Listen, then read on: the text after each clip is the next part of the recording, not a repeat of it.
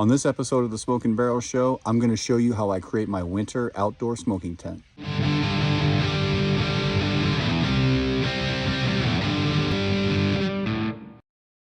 Hey everybody, so it's a nice crisp morning up here in Northern Virginia. I'm outside smoking one of my favorite cigars, the Tobacco Especial. This is the Maduro Dark Roast, one of my favorites. Love to have this one, especially early in the morning. It's a great smoke.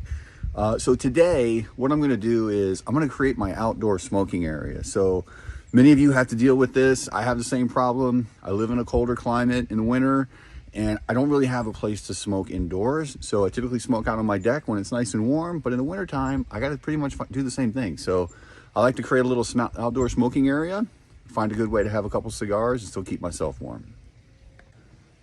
All right, so last year, I used my old tailgate tent I used to take to football games, and I used that as my outdoor smoking area, and I wrapped it in this plastic sheeting that you typically see on construction sites.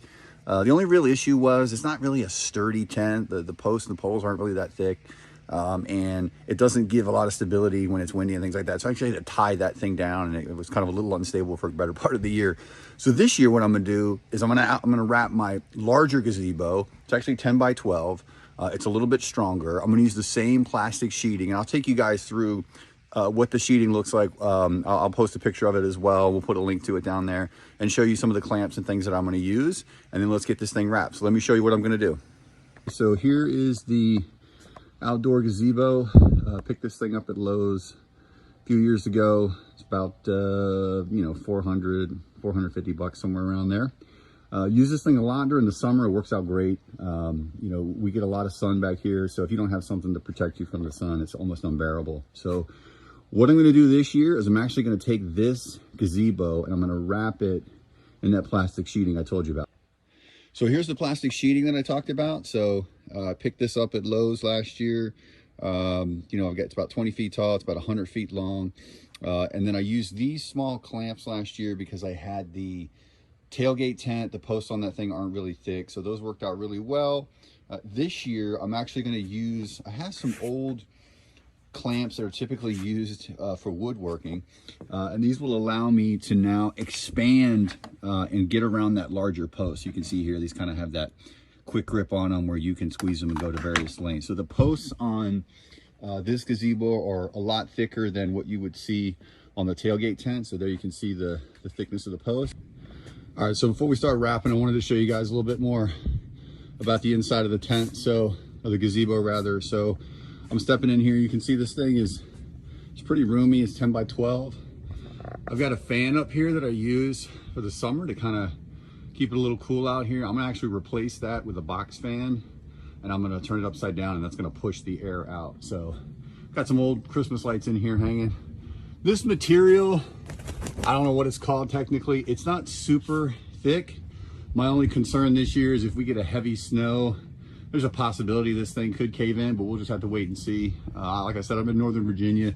We don't get a ton of big snowstorms. I mean, they're predicting a bad winter this year, but who knows? Those weather guys aren't right off that often. So there you go. Just wanted to kind of show you a little bit about the inside, and then we'll take another look at it once we get it wrapped. Thanks.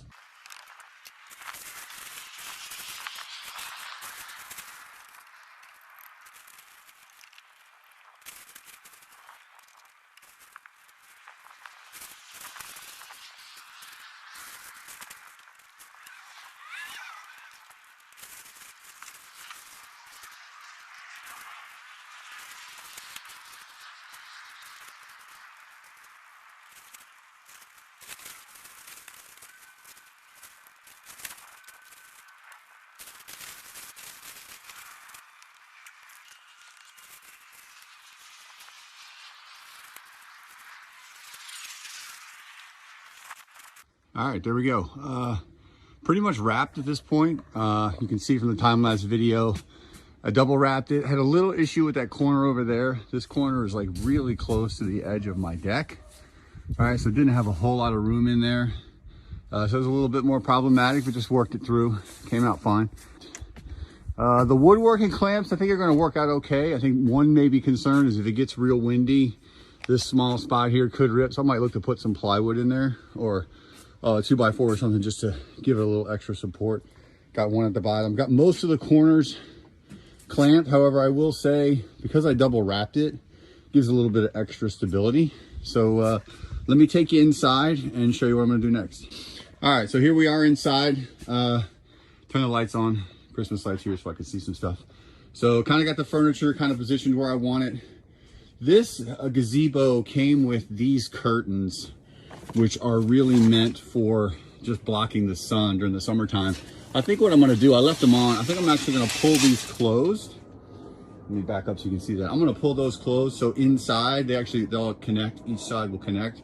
So then you don't have to see that black interior. Might make it look a little bit nicer.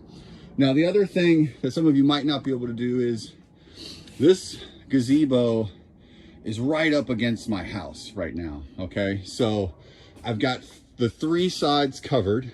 Sorry for the crazy camera angle there. I got the 3 sides covered. It's open on this side, but like I said, you can see it's right up against my house.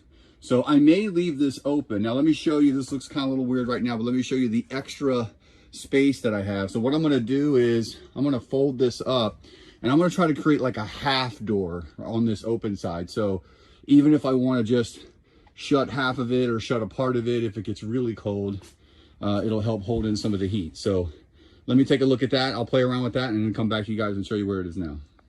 All right, so here's what I did. Took the extra material. Let me slide this out of the way and show you guys. I took the extra material, made kind of like a little small half wall here. I got my sliding glass door over here to the right. I've clamped this up here, you'll see, so I can take it down if it's not super cold.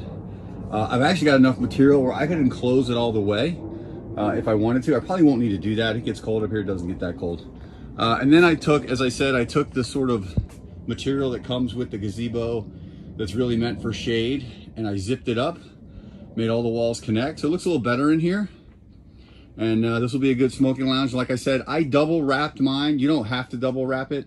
That 0.6 material is pretty thick. I got the 100 feet to double wrap it. So next, let's get into how we're gonna heat it, and then we'll deal with this fan up here. All right, so we're back. Pretty much got everything done at this point. I wanted to show you all, I have this old box fan. Kind of had to monkey around with this a little bit, but basically hung it upside down. I've got a lot of ventilation, a lot of opening up there in the top. So I hung this upside down. Trying to use everything I have. I'm trying not to go to the hardware store. So I just used some bungee cords, kind of clipped it on each corner. It's upside down, so the fan's gonna blow out. And then ran the cable just down along this support beam here. And essentially the fan is on. And then, cause I can't quite reach the controls from here. So basically I'll plug it in when I need to use it, and we'll see how that works. In addition, something else I wanted to recommend. So I went ahead and unzipped one of the sides here. And the way I put the sheeting up, I've got a little bit of a gap here, which I can close up when I need to with some clips. But I picked up these small USB fans on Amazon. And basically these are great. I've got 4 of them. I can hang one in as many places as I want. 4 places, obviously.